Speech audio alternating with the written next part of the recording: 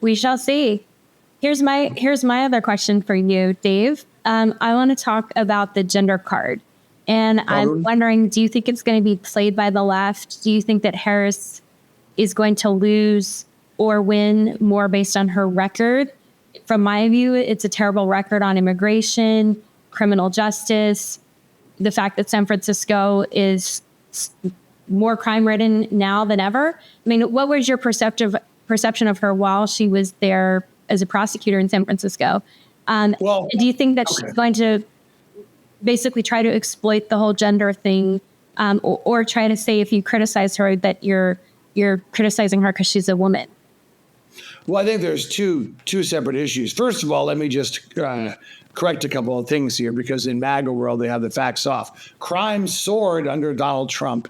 It has hit 50-year lows under Joe Biden. So let's just get that straight. And that is a fact you can take to the bank. And that includes San Francisco. The crime has gone way down. And immigration, again, when Barack Obama left office, border crossings were at a 50-year low. Like Afghanistan, this is a problem that Trump created and Biden made worse.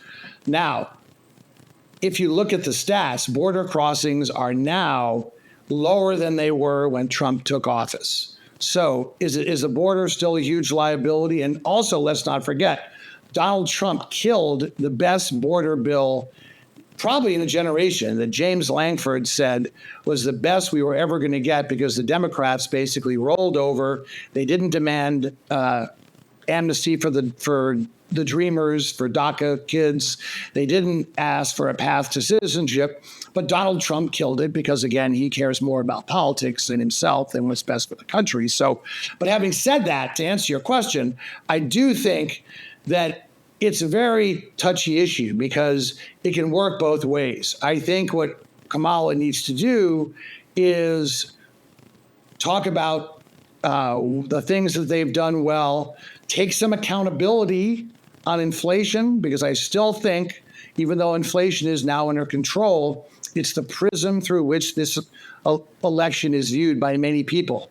The stat, which we've talked about before, is 2/3 of the voters in this election have never experienced inflation. So, and Biden was a little tone deaf on that. So she needs to do that and basically make gender a non-issue. So if the Republicans make it an issue, then people can say, oh, they're making it issue, not she. What say you?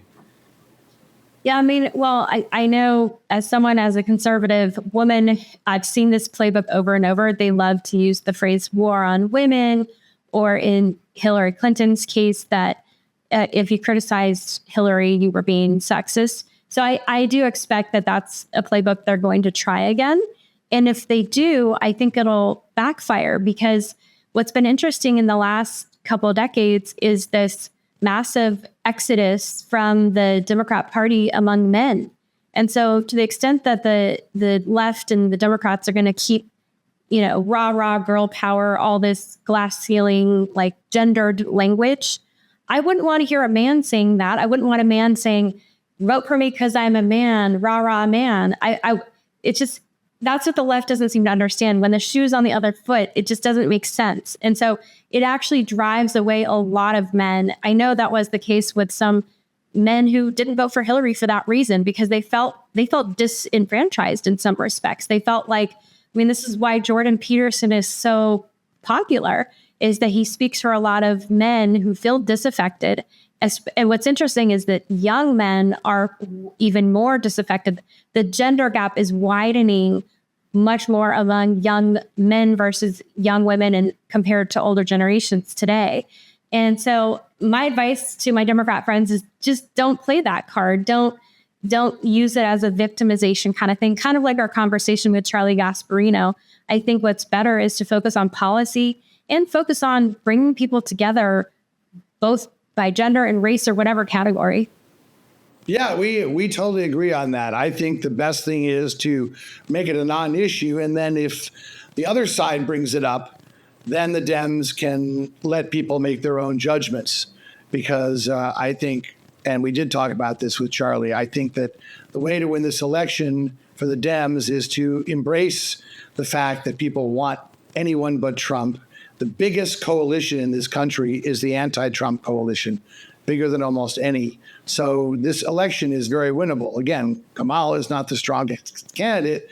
And if you look at, we love to get down in the weeds. So you look at, okay, where is she going to gain? Where is she going to lose? I think she's going to gain with young voters. I think she's going to gain with voters of color.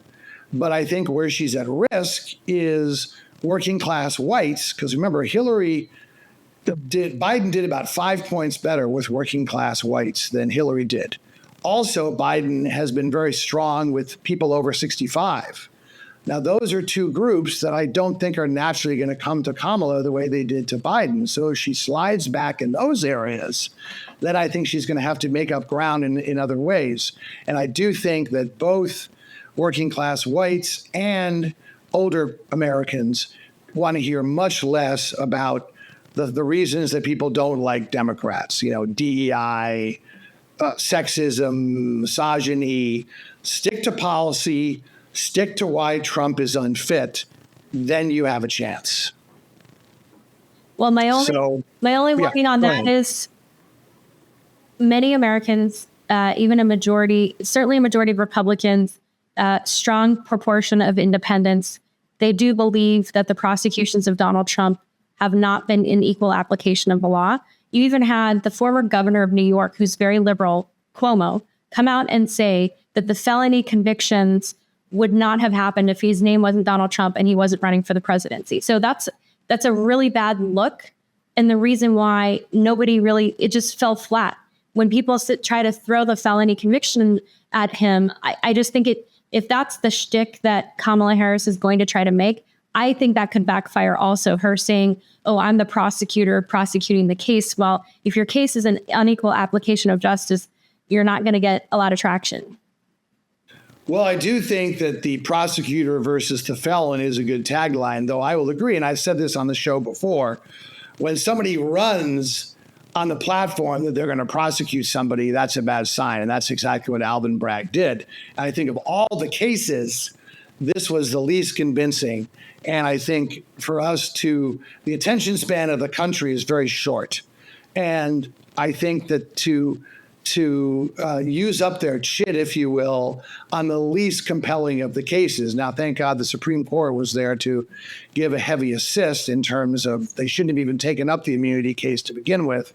And then they made, I thought, what was a terrible ruling. But having said that, and by the way, I'm always fair to both sides here. Merrick Garland has been a terrible attorney general. He waited and waited. He dawdled, and he then finally brought the cases when it was too late. They had 4 years, and it had faded from memory. People don't pay as much attention to January 6th as they used to. So I think that it was been bungled on all areas. And I think if they had prosecuted the other cases, I think that would be more convincing, because many Americans do think Donald Trump is responsible for January 6th, and they were offended by that call to Brad Raffensperger asking for the 11,800 votes. So I agree with you on that overall.